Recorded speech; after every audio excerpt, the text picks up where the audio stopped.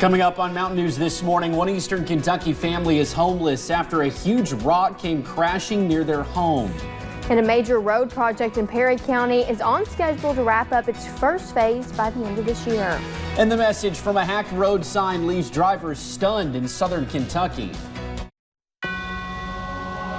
Dedicated to Eastern and Southern Kentucky, this is WYMT Mountain News this morning.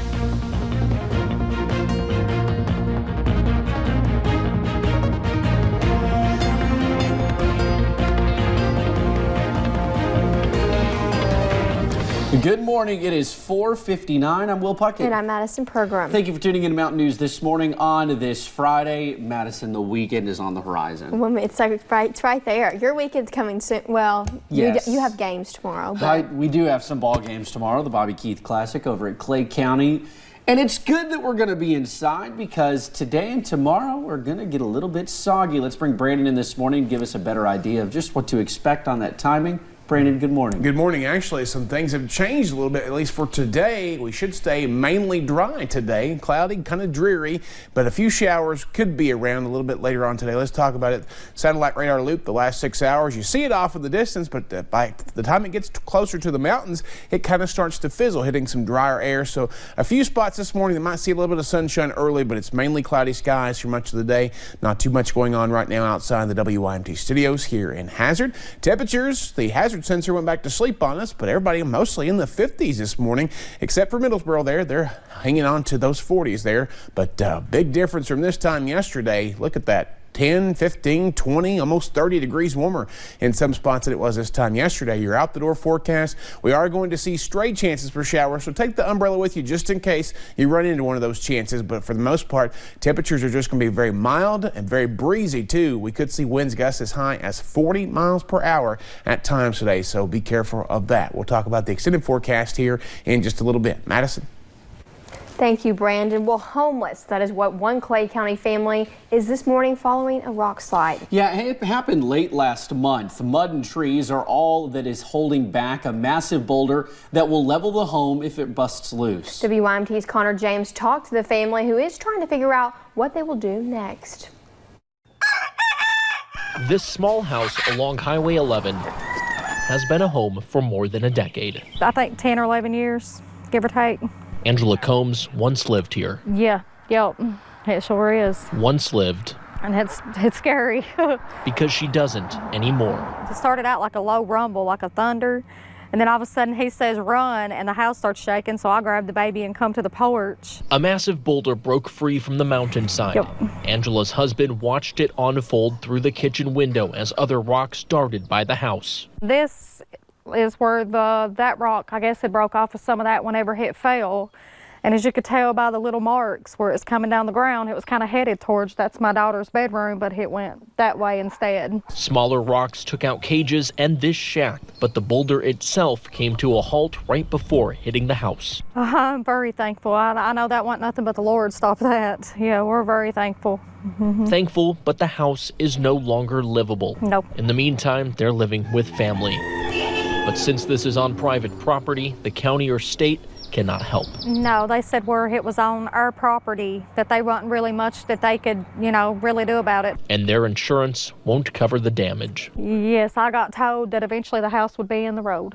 Yeah, I did. And with each rain, they see more of the mud holding that boulder in place slide down the hill. Now the number to reach Combs is 606-847-4067. She is looking for a way to remove the boulder or find a new home.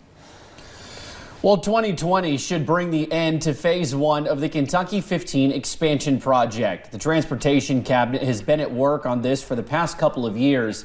It is a two-part project. Phase 1 is scheduled to wrap up this summer. Phase 2 is a bit more in-depth with a substantial amount of bridge work. It should be completed in 2021. Officials say all of this is with a goal to better the region. A good highway system makes a community more attractive to economic development. And that's one thing that the Transportation Cabinet's always looking at when it does highway projects. So this is an $85 million investment in state and federal funds in Perry County. Elkins advises everyone to pay attention to pattern changes and always look for workers in construction zones. Now, speaking of road work, a digital construction sign in Whitley County took social media by storm yesterday. The sign read, quote, "Send nudes," instead of its usual message warning drivers of oncoming construction. Officials with the Kentucky Transportation Cabinet say the sign must have been hacked into. The contractor who owns the sign is working on putting up a new message.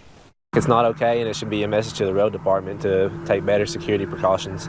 Maybe put a lock on there, maybe change the passwords to it, and just do whatever they can to prevent the distractions.